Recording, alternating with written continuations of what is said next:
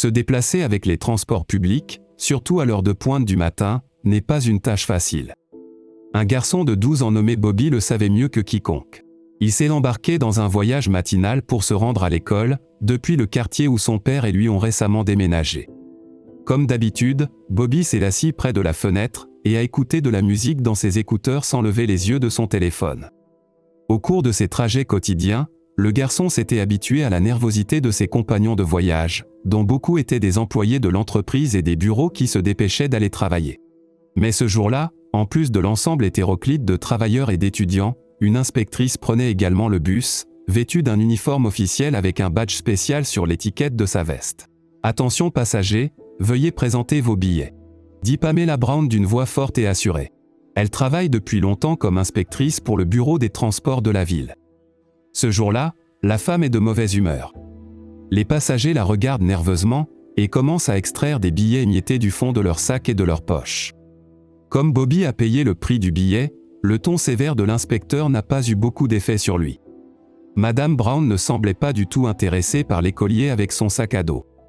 Au lieu de cela, elle s'est dirigée vers une jeune femme vêtue de vêtements simples et modestes. À la demande de l'inspecteur de montrer son billet, la jeune femme a souri de manière embarrassée et a secoué la tête. En réponse, l'inspecteur a crié de manière indignée, afin que tout le bus puisse entendre. « Comment ça, vous n'avez pas de ticket ? Alors vous devez payer l'amende lorsque vous allez au théâtre.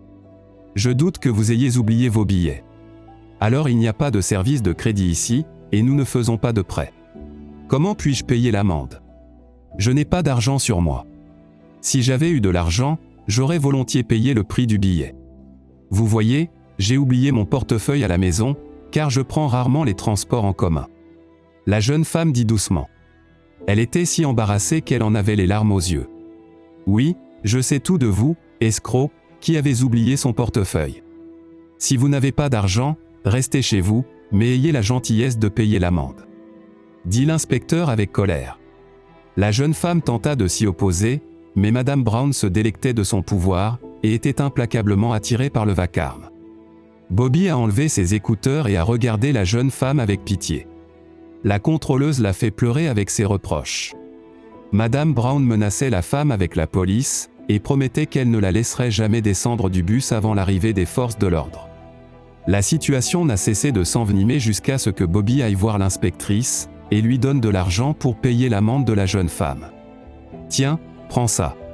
Ça devrait suffire. » dit le garçon tranquillement, en tendant à l'inspectrice un billet en miettes. « Mon enfant, ne te mets pas dans le chemin. Ce n'est pas ta responsabilité de sauver des escrocs, dit grossièrement l'inspectrice. » Mais Bobby était inflexible et tenait bon. Après avoir hésité quelques secondes de plus, l'inspecteur a pris l'argent, en faisant une remarque sarcastique sur la naïveté du garçon. Mais Bobby a ignoré les railleries de la femme. Il a calmement ajusté les sangles de son sac à dos, et s'est préparé à descendre au bon arrêt. À la surprise du garçon, la jeune femme l'a suivi. « Merci. C'est si gentil de votre part. Pouvez-vous le croire ? Ma voiture est tombée en panne, et j'ai laissé ma carte de crédit dans la boîte à gants. Ne vous inquiétez pas, je veillerai à vous rembourser. » dit la femme en touchant l'épaule de son sauveur inattendu. « Ne t'inquiète pas du tout. Tu n'as pas besoin de me rembourser vraiment. » Bobby a dit au revoir et s'est empressé de rejoindre le bâtiment de l'école. La jeune femme, bien sûr, pensait le contraire. L'écolier ne savait évidemment pas que la jeune femme s'appelait Monica Russell et qu'elle était une femme d'affaires prospère. Impressionnée par l'acte du garçon, Mademoiselle Russell a décidé de lui rendre l'appareil. Pour ce faire, Monica s'est renseignée sur Bobby à son école, décrivant en détail son apparence et son âge approximatif. De cette façon, la jeune femme a découvert le nom de son sauveur, et que plus que tout au monde, le garçon aimait jouer au basket et rêvait de devenir un athlète professionnel. Mais sur le chemin de son rêve, se dressait un obstacle qui en menaçait la réalisation. Le fait est que le gymnase de l'école de Bobby était dans un état déplorable, et avait besoin d'être rénové. Les équipements sportifs obsolètes auraient dû aller à la décharge il y a longtemps. Cependant, il était peu probable que de nouveaux équipements sportifs soient achetés dans un avenir proche. En découvrant cela, Monica a réfléchi une seconde, puis a fermement décidé d'aider le rêve de Bobby à se réaliser. Après tout, Mademoiselle Russell était une femme d'affaires prospère, avec de sérieux avoirs dans de nombreuses banques du pays. Ses vêtements et son comportement modeste pouvaient s'expliquer par le fait qu'elle n'aimait pas se distinguer de la foule. Et se vanter de son bien-être financier, la jeune femme se souvient encore de l'époque où son entreprise en était à ses débuts, et où elle devait économiser chaque centime pour réussir. La femme d'affaires s'habillait et vivait d'une manière qu'elle trouvait confortable, tout en restant une personne aimable et sympathique. Malheureusement, elle a eu moins de chance dans sa vie privée. Elle était fatiguée du flot ininterrompu d'hommes qui ne la désiraient que pour son entreprise. S'étant fixé pour objectif de réaliser le rêve de Bobby de devenir un athlète, Monica a coordonné toutes les procédures bureaucratiques nécessaires avec la direction de l'école et a alloué une somme d'argent impressionnante pour rénover le joyau. Cependant, Mademoiselle Russell n'était pas satisfaite de ce cadeau.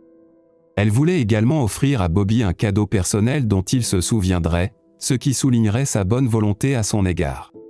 À cette fin, Monica a acheté un ensemble complet d'uniformes de basket pour Bobby.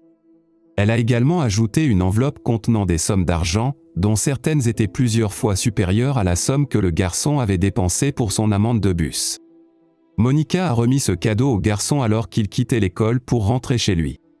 Qu'est-ce que c'est ? Cela devait coûter très cher. Pourquoi autant ? Le garçon a marmonné avec embarras en regardant son uniforme.